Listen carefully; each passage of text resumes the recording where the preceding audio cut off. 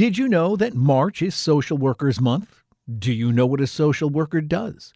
Well, not many people do, and a lot of people who think they do get it wrong. So to find out how these professionals do their jobs and what exactly those jobs are, we fired up the Zoom machine and had a conversation with three licensed clinical social workers from the Lakeview Center in Pensacola, Florida. Sandra Crawford is a certified e-therapist and a master's-level certified addiction professional. Amanda Helm is clinical manager of the Lodge's residential services at Lakeview.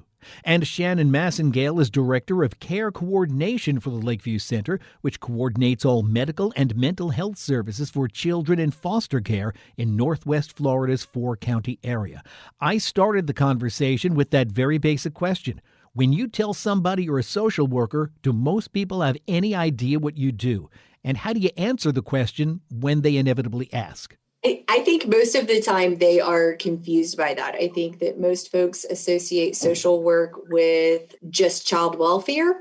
That is something that I think we have to do a lot more education about. Most of our social workers at Lakeview Center actually work outside of child welfare. We work in all kinds of areas. Social work is such a broad career. A lot of social work is medical. Social work is in addiction. It's in mental health. It is in child welfare. It's in all of those places trying to help people connect with the services they need to be successful with life. That's kind of how I try to describe it.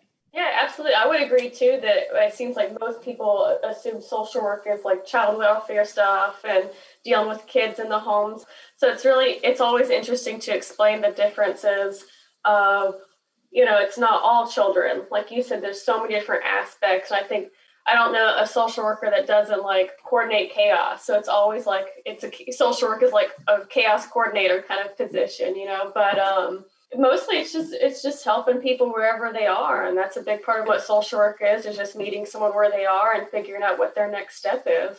Yeah, I'd have to agree with both Amanda and Sandra. I do work in the child welfare component of social work. So often I start by saying I don't remove people's children because there is a big range of what social workers do. I do a lot of education and advocacy and help people understand mental health diagnoses and different levels of treatment. So there is such a wide range. And I've always seen social work as we're sort of we fill in all the gaps. So we're the sand in between the different service areas. How far into your either career or training do you choose a specialty? That's a hard question. I think it will vary. For me, I did not start out as a social worker. I started out as a science major, and then I changed to psychology and had so my first degree, my bachelor's is in psychology. I actually have a master's in criminology and criminal justice. And then I decided to get another master's in social work because it was the degree I needed to do the job I wanted to do. So I decided fairly late in my career that it would be social work. I had already actually worked at Lakeview Center for 5 years prior to starting my social work degree. I guess once you decide, okay, I'm going to be a social worker, when do you decide what type of social work do I want to do? I think that the nice thing about social work is you don't have to make that decision. Because I have worked in criminal justice environments, I've worked with child welfare, I've worked with mental health, substance abuse. Not to say I have a short attention span, but when the time comes that I feel like I've maxed out in that venue, I still have multiple other options to use my educational background and help people in a different way. Absolutely. It is one of the major pros of being a social worker is that you can work in a variety of areas. You can work in the medical field, you can work in the mental health or behavioral health field, you can work in, with military populations. It's a huge reaching career path for sure. But I think one thing that really does a good job of helping people find the right fit is the internship part of our social work education.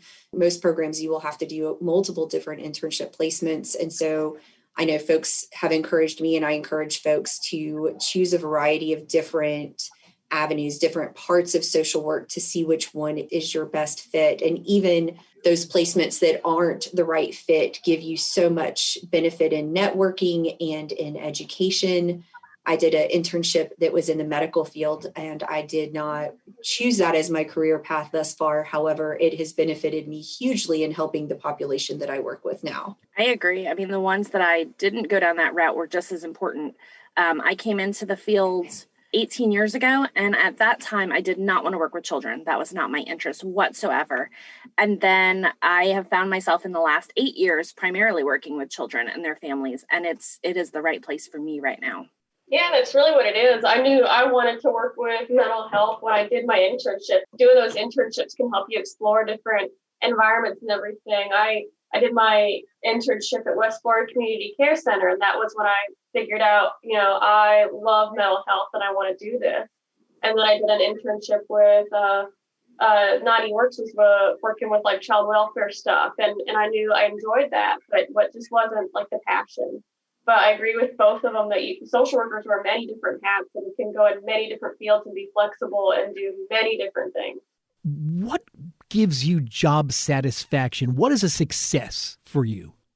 For me, it is seeing someone thriving in their life, because I've been at Lakeview for 15 years of my career. And I have had the privilege of seeing people at their very worst moments of their life now come back and be successful in the community. I've bumped into people at the mall or Walmart who have their custody of their children, who are doing successful, who have thrived and, been engaged in their substance abuse treatment and mental health treatment, and really just get to give back and be a member of the community based off of the help they've received. And every single time, that is just eye-opening and a blessing, and reminds me of why I show up on Monday morning. 100%. It's watching that success, and it's watching progress. It's watching people change for the better, and watching them implement the things that we work with them on, and reaping the benefits of those changes and new coping skills and new things. So it can be anything from seeing somebody who, physically just looks healthier than they did on day one, and seeing people who come back after years and they tell you about their new job and show you pictures of their new significant other and their wedding and their kids. It is all about helping people change their lives for the better. Yeah, a lot of times that joy comes when they have grasped that hope for themselves. A lot of times I think social workers are holding on to that hope, going like, I know you can do it, I know you can do it. And then they realize for themselves, oh, I can do it. And they grasp that hope themselves and are able to thrive and make lives for themselves when before they were just taking it one day at a time. And now they're taking it one day at a time with a lot of good life-giving things for them. So it's really seeing that change in them that they didn't think they could get, and they have it now. You may not be able to answer this question, and that's fine if you can't, but I'm going to shoot it out there anyway. Of course, using no names, is there a single success story that just stands out to you? I have a problem where there are too many. I was going to say the same thing. And the fun thing about this is that you redefine, for me, is that over the, I'm with Shannon. I've been with Lakeview this is my 16th year.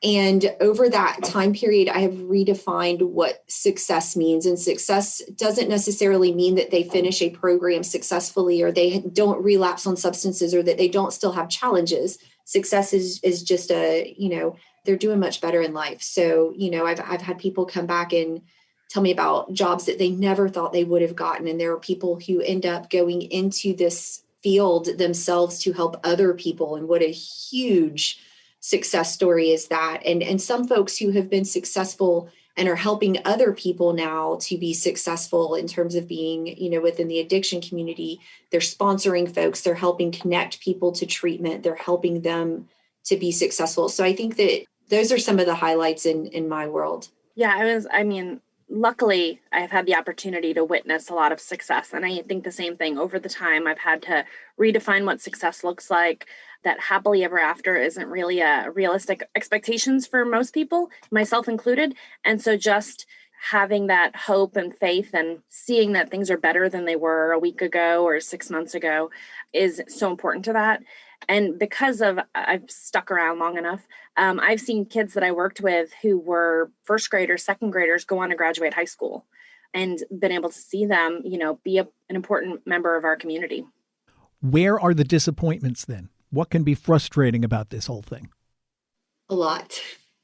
I always tell people when I talk about my job that the biggest benefit of my job is being able to make connections with people and watch them be successful. The biggest drawback is building connections with people and having to watch them stumble. And it is a field that requires really good boundaries, making sure that we're doing what we can to help other people, but making sure that we're not taking ownership of their choices and their decisions.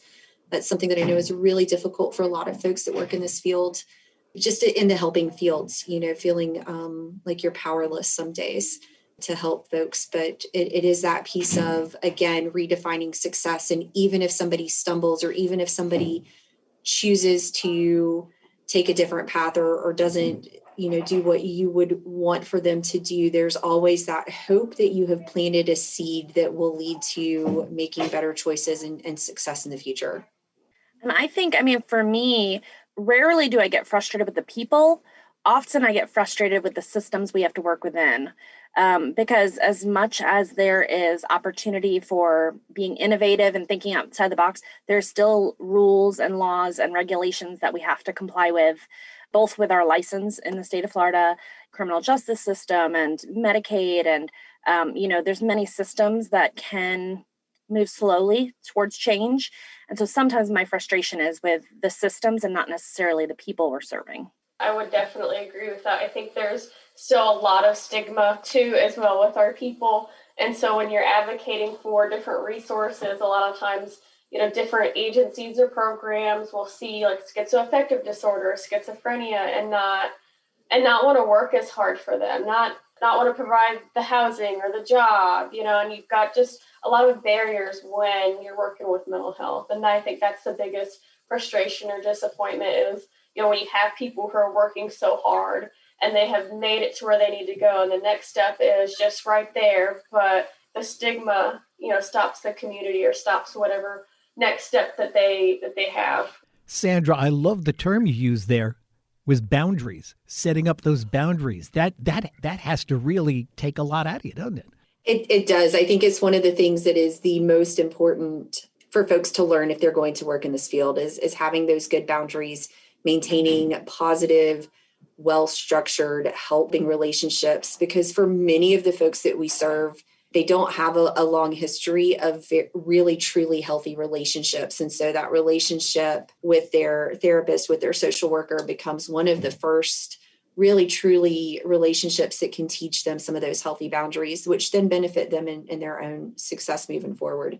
But it is a hard lesson for most of us to learn. It takes experience and it takes some education. I think it's one of the really good things about the internship piece of this field, getting out there and working with people and learning about setting boundaries, having, a internship supervisor to help you through those. And then, we require, in order to be licensed, we require 2 years of supervised practice. And so working with someone else to help navigate some of those things. But it is really difficult because you want to help people, but you have to help people in the right ways. And that's a hard lesson for a lot of people. And Shannon, I imagine setting up boundaries with kids. Yeah, it certainly can be challenging, especially because kids that I work with have complex trauma. And so typically they're not coming from home environments where anyone has ever established boundaries. So they're having to learn it from myself and the other adults in their lives. And then we're teaching their parents at the same time so that they can be successful as a family.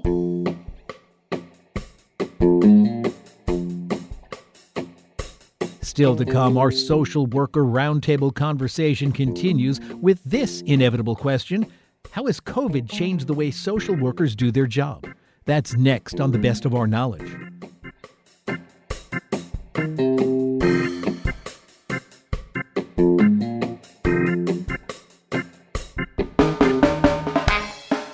Got any questions or comments about The Best of Our Knowledge? Send them in. Our email address is knowledge@wamc.org.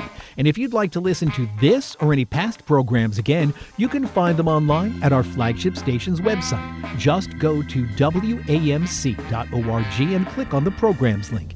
And while you're there, subscribe to The Best of Our Knowledge's podcast or download the WAMC radio app to listen on demand, anytime, any place.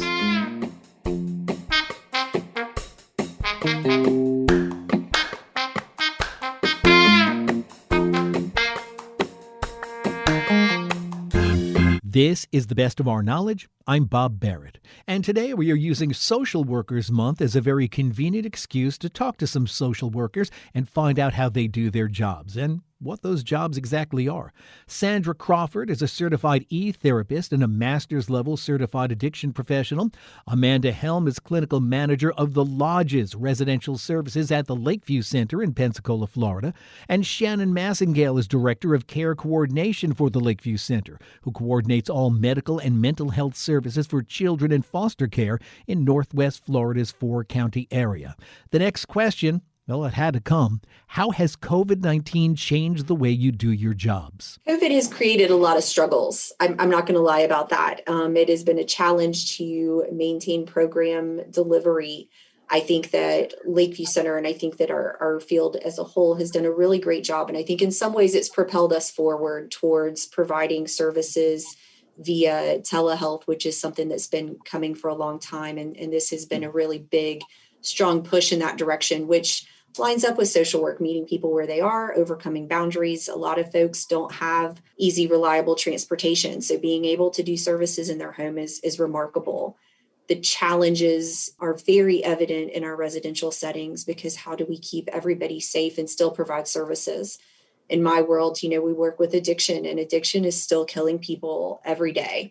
It is a deadly disease that is progressive, and the stress of COVID has created more difficulties for the folks that we're serving. And so we need, to be able to provide just as many services, if not more than what we did previously. But that's been a really difficult thing to do in maintaining the safety of staff and those people that we serve. So I think we've learned a lot, and I think it has been a great opportunity for ourselves, for our communities, and for society in whole to take a step back and focus on the greater good instead of being so selfish and putting ourselves first. Yeah, I was going to say a similar thing. It has offered us some great opportunities. In my world, kids in foster care don't always have stable placement, which means they can move anywhere in the state. And so the downside of that was if they leave our general area, that meant they had to start with a new therapist and a new doctor and all of that. But with the opportunity to have telehealth, that's limited that if they had a connection with an adult, that they could continue to work with that person regardless of where they were placed in the state. So that's been wonderful to foster some of those connections. But of course, it certainly has come with additional challenges. That high level of stress that everyone has faced has led to some increase of significant abuse and neglect because there weren't people in those homes seeing those kids. And then for my team, it really drove home the importance of self-care. I have several staff members who have lost family members due to COVID, and trying to balance out helping others and taking time to heal ourselves has really been a focus for us to make sure that you can't give of yourself if you have nothing left. That we really have to take an opportunity to step back and make sure we're taking care of ourselves so that we can be as healthy as possible to help our clients learn how to be healthy. Yeah, absolutely. I think this year, because it was just this time last year, we were starting everything, has caused all the problems that both Sandra and Shannon mentioned. But I think it has taught us how to be more intentional about mental health and asking people how they are and where they are, and really being intentional about the connections we make with the people we serve, as well as the people we work with and who work under us, who work over us, being more intentional about knowing if they're safe. Is your family safe? How is everybody doing? Before, I think we were just kind of maybe going through the motions. So this has kind of been a kick there to be more intentional with those connections with all of the people we serve and our staff. So where do the social workers go when they need a little help? Each other. Each other, yep. Each other, for sure. That social component, at least for me, has been the hardest thing this year because social work, we interact. And so interacting in this platform is very different. I'm used to being able to go up a hallway and, ask for assistance with something, having to be a little bit more transparent when I have a need, because they might not see that I'm having a hard day unless I tell someone. So it's some personal responsibility to know where your limits are and those boundaries and when you need to ask for help. So what advice would you have for students or anyone else thinking about entering this field? Caffeinate? Mine is you have to have really good boundaries. You have to be good at being able to balance your own self-care, your own priorities, your own life, and then work. And that's tough. Most people get into this field because they have a big heart and they want to help. and learning ways to do that create healthy relationships for people. That's my biggest advice. And to find folks that they can learn from. Find a good supervisor, find a good person that is a go-to to ask those questions, to bounce things off of, and to explore their options in this field before they just pick one because they think that sounds like fun. Because other ones are just as important. And, I don't know about these other two ladies, but I know where I ended up, I would not have thought would be where I am had you asked me when I first started school. Even when I first got into psychology, I would not have chosen working in addiction. And I've done it for almost 16 years and I love it. And at this point, I don't picture myself doing anything different. Yeah, I would say prepared to be a lifelong learner, because in social work, if there comes a moment that you think you know it all, then you might be burnt out and need to take a break to regroup, because things are ever growing and changing as we learn more about brain development and addiction and mental health and resources in our community. Things are ever growing and changing. So, it's important to make sure that they have the personality to keep their finger on the pulse of those changes. And then I agree with what Sandy was saying about having those boundaries and learning to balance personal and professional life, recognizing that will be impacted by their professional choices. I became a mom 2 years ago, and I thought that I had things under control before that, and I was very wrong. And so learning to balance that and figure out those intricacies, and also having some compassion and grace for the people we work with, because most days I am a pretty functional adult and I fall and fail constantly. So of course, the people we work with should be offered that same understanding. Yeah, I would say find your people, whoever those are that's going to hold you accountable and also comfort you. Find your people, find what grounds you. What things keep you who you are and remind you who you are. And then go into almost every situation believing that everyone's doing the best they can with what they have. And that's for yourself as well. And if you go into those situations, you're going to come out differently than you would have if you didn't have that mindset. Have a sense of humor, because we see people often on the worst day of their life. Kind of like I said before, giving them grace in that, because no one looks for services. We are the last in the line usually of what people are out there looking for to be successful. So often you're seeing them at their very worst, and we want to help them to be their very best, but that takes more than just one person's effort. Yeah, I also think it's important to remember that it doesn't matter what brings people in for help. It matters what they do once they get there, which I think is fascinating. Within the world of addiction, research has time and time again proven that it doesn't matter what brings people into treatment. The success rates are the same, whether or not they're court-ordered. So a lot of that judgment piece, most people seeking treatment services are doing so because there's an issue in their world. There's some external motivator. I like to share with people that, if I could do so and still feel healthy and still fit into my clothing, I would love to eat Krispy Kreme donuts every day. I don't do that because of the consequences that choice has. And so that's true for most folks seeking assistance, whether it be anything, mental health and addiction, and those struggles are no different than physical health. Yeah. Sandra Crawford is a certified e-therapist and a master's level certified addiction professional. Amanda Helm is a clinical manager of the Lodge's residential services at the Lakeview Center. And Shannon Massingale is director of care coordination for the Lakeview Center, who coordinates all medical and mental health services for children in foster care in Northwest Florida's four-county area. All three women are licensed clinical social workers. And thanks to the Lakeview Center for helping us put together and schedule this conversation. Let's take a break from social work and look for a little social justice. That is the topic of today's Academic Minute. Free markets cannot be counted on to erase social injustices. I'm Dr. Lynn Pascarella, president of the Association of American Colleges and Universities. And today on the Academic Minute, Nancy Neiman, professor of political science, explains why. A series of market crises over the past several decades, financial, environmental, health, education, poverty, have reinvigorated the debate about markets and social justice. Since then, popular movements all over the globe are attempting to redefine markets and the meaning of economic enterprise in people's daily lives. Often, assessments of market outcomes result in opposing political and economic voices facing off to argue the benefits or harms brought about by markets. Yet not enough of these conversations are focused on analyzing the conditions under which markets can result in just or unjust outcomes.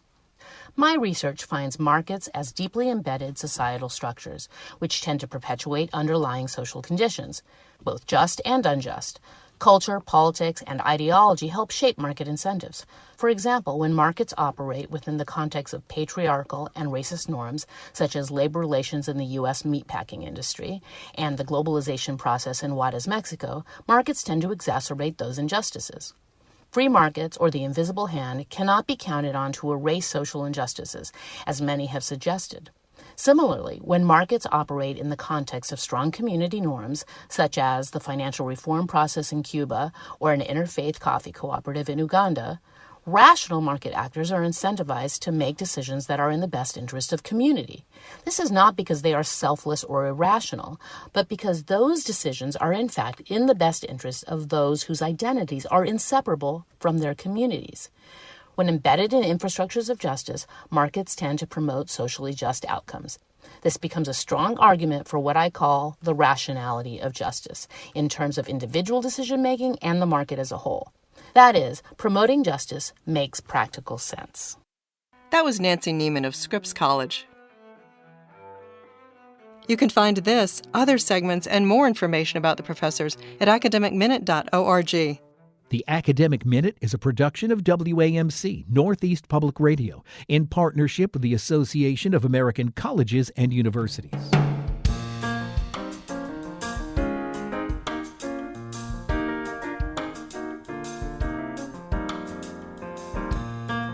That's all the time we have for this week's program. If you'd like to listen again, join us online at our flagship station's website. Go to WAMC.org and click on the programs link. While you're there, subscribe to our podcast or any of the other WAMC or National Productions podcasts. And if you have any questions or comments about the program, send them in. Our email address is knowledge@WAMC.org. And you can find us on Twitter at TBOOKnowledge. I'm Bob Barrett. Be sure to join us next time for another edition of The Best of Our Knowledge. Bob Barrett is producer of The Best of Our Knowledge. Dr. Alan Chartock is executive producer. The Best of Our Knowledge is a production of WAMC Radio's National Productions, which is solely responsible for its content. Hear more at WAMC.org.